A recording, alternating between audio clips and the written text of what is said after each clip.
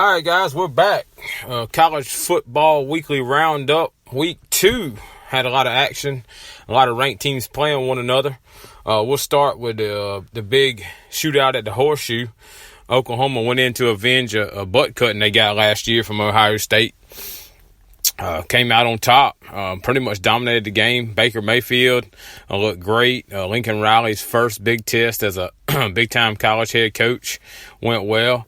Oklahoma comes out on top, and who knows what that means for college football. A lot of teams in the Big 12 aren't good, other than Oklahoma State. So Oklahoma could be back in that top 4 playoff team after this big win at the Horseshoe. For Ohio State, they looked bad in week 1. They looked really bad last night. They still got to play a Big 10 schedule that's pretty tough. Could be taking some lumps this year. Urban Meyer may need to think about taking J.T. Barrett at that quarterback position, maybe doing a Braxton Miller move and putting him in the slot and getting a new quarterback in there. It's just not working. Another big game, the Auburn Tigers went to Clemson last night.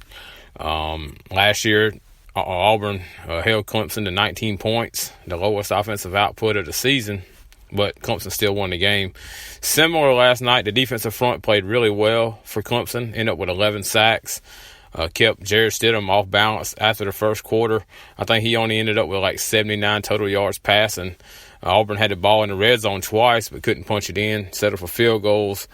Kelly Bryant did enough with his feet, made a few good passes, but mostly with his feet to get Clemson the victory. I'm still not sure he can win all season long.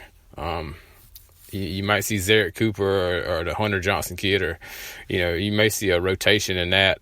He played well enough last night to win, made a couple good passes down the field, and as long as Hunter Renfro's around, he'll have a safety blanket right there to drop the ball off. But Clemson looked good on defense, at least the front 7. I'm not sure that secondaries. We'll see when they get tested, and they may get tested this weekend with Lamar Jackson. Definitely going to be running around and making some plays. Southern Cal played Stanford. Stanford is always a thorn in the side of Southern Cal when they're trying to do some positive things, but it was a total domination from the second half on. Sam Darnold looked really good at quarterback. He did throw 2 more interceptions, but he had 4 touchdowns, made some great throws, got some good receivers out there, skills position guys, and the defense is held up. Clay Helton may have a little special team this year. They avoid most of the danger with their schedule this year, and they won't have to play Washington or Oregon until the Pac-12 playoff game. So USC welcomes Texas in next week. We don't know what they got. They play Notre Dame in a couple weeks. So we'll see. But right now, Southern Cal looks pretty good.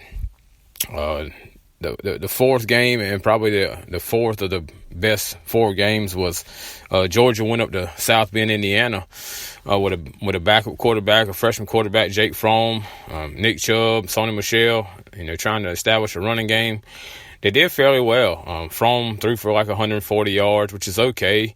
They ran the ball for 150 yards, which is also okay. But the defense played really well. Only gave up, I think, 55 yards rushing to a team that likes to run, a quarterback that likes to run. I think the quarterback had 16 attempts for 1 yard.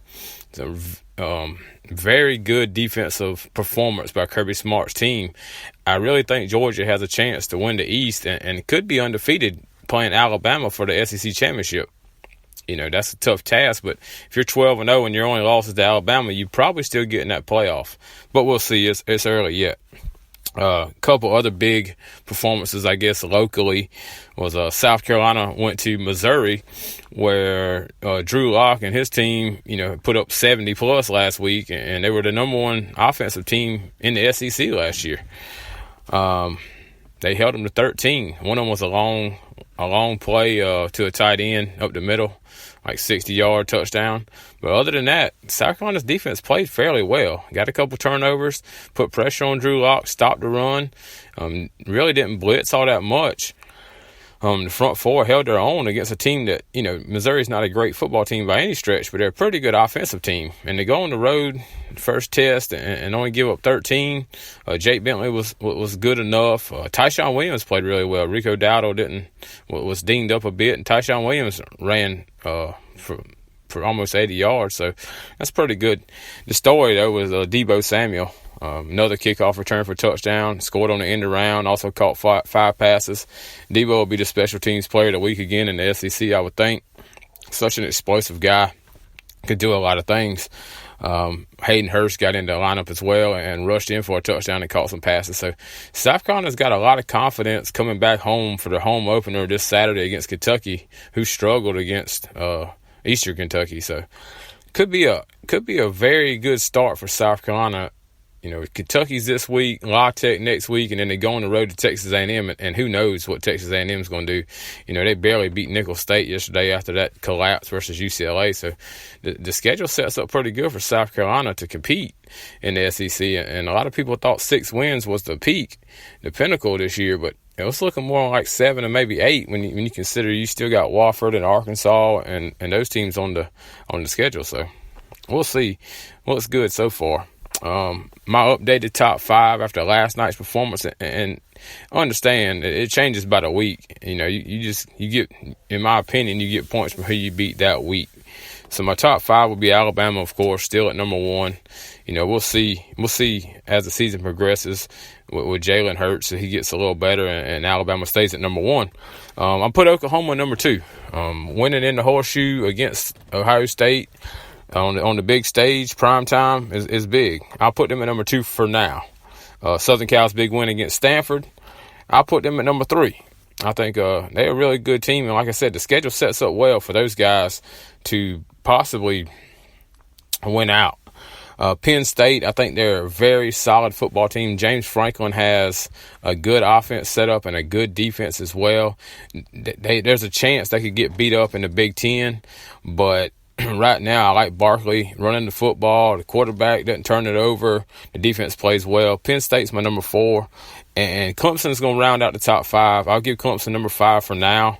I'll see how they react to Lamar Jackson next week in Louisville. But they have all the pieces they need to win games, win ugly games, win with defense, score when you have to, and keep the other team off balance. So Clemson will be my top 5. And we'll see next week. There's really only 2 games that's on the docket. Southern Cal welcomes Texas in, like I said. I don't think that'll be much competition this year. Tom Herman may be able to work as a little bit of magic, but Southern Cal's is better from top to bottom. And then Clemson travels to Louisville, which, Lamar Jackson had nearly 600 yards of offense and 6 touchdowns this week. That'll be a test for Brent Venables and Clemson's defense, but I don't think Louisville can stop them. So, it may be a little higher scoring game, but I would say Clemson would get out on top and boost their rankings. It might move them up to number 4 next week. But anyway, that's the rankings. That's the results for this week on Ramble and Rhino. I'm going to watch some of this NFL stuff, and I'll try to get back another podcast in tonight or either first thing in the morning. Thanks for listening. I can take the pitchfork from the devil, keep a super suit like